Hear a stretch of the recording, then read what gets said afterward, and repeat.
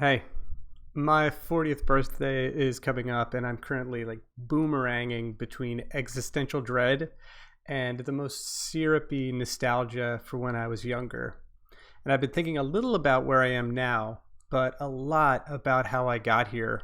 And somewhere in the process of like excavating the people and places that I've had the joy of knowing and experiencing, I started thinking about previous birthdays and how certain gifts had a completely unexpected impact on my life and where I am now. And there are three that stand out in a really big way. So when I was 7, my mom gave me an architecture book with all these magnetic pieces for reconstructing the famous buildings that they talked about. And I was homeschooled growing up for my entire educational career. And it was really wonderfully unstructured. And I spent way too much time reading. I mean, can you spend too much time reading? I spent way more time than I should have been just reading things when I should have been doing other schoolwork. And I have vague memories of like reading through these about these famous buildings and the architects behind them. But I have a really strong memory of reading about Falling Water, which is Frank Lloyd Wright's ode to the humble glory of a forest creek. It's this beautiful building. I've never been there, although it's only a couple hours away from where I live in Pennsylvania. But this book showed me that buildings could be more than just walls, ceilings, and floors, that they could be livable works of art. And that introduced me to the idea that design could be a job. And that was a huge part of my career. I still really think of myself as a designer. And not long after that, my dad brought home a Tandy 1000 computer. It had this 3.5-inch disk drive and a super boxy, sharp edge profile. It would be completely unrecognizable to my daughter as a computer. But to me, it was just magic. It was like honest to goodness magic.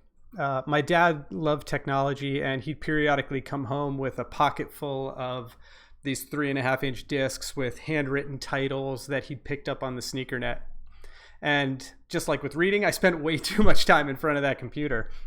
At first, most of my time was spent playing games like Tubin, where you're like in this inner tube going down a river, and you have to like throw soda cans or beer cans at enemies or whatever. And this game called Altered Beast that I played with my friend Paul. It was so hard. I never got past like the first level, and still 30 years later, it stresses me out.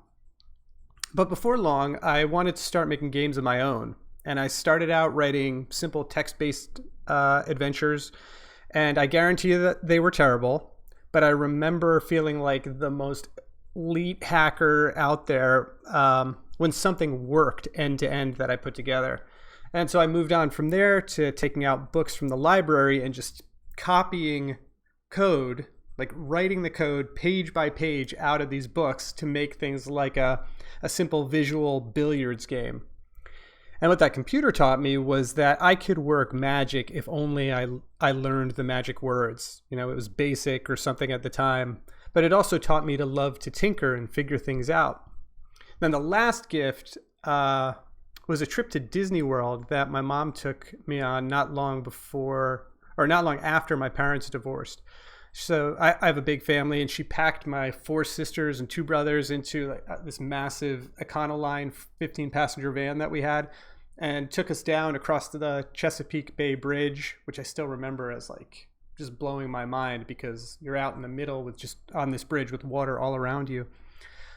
We spent some time with my grandparents in New Bern, North Carolina, and then we were there at the most magical place on earth. And before my mom and dad divorced, we had a comfortable middle-class life. We lived in a big house with a garden in the front and a swing set in the back, and we really didn't have any want for anything. And after they separated, our lives became dramatically more stressful, and I'm sure like way more stressful for my mom. And we'd go on to be evicted from 3 houses over the next couple of years. It just got a lot tighter. And I wouldn't say that that trip to Disney was the best financial decision. It most definitely was not, but damn if it wasn't a sweet one. My mom knew that things were about to change for us, and she moved a minor mountain to give us this like spellbinding adventure. And one night stands out particularly for me. My mom took a few hours, like she did with all of the older siblings, to visit the park with me alone. And we spent that evening just cycling through my favorite ride, which was Space Mountain. I know I'm basic, but whatever. And the thing I remember most vividly wasn't the ride itself. It was riding the tram to and from the park and just talking with my mom about like all the trivial things that felt like the world to me as an 11-year-old or whatever I was. And my mom taught me in that small actions that show care and interest are sometimes the things that actually make a mark on people's lives. And those three gifts, I think, hold a really big lesson that success and growth really depend on the people around us. So as we're navigating through life, remember to give generously and appreciate the gifts, big and small, that have formed you in interesting ways. I'd love to hear, like, are there gifts that in your life have made an impact that you never realized they would have made at the time? Let me know. I think it'd be super cool to hear the same story from you if you're watching. See ya.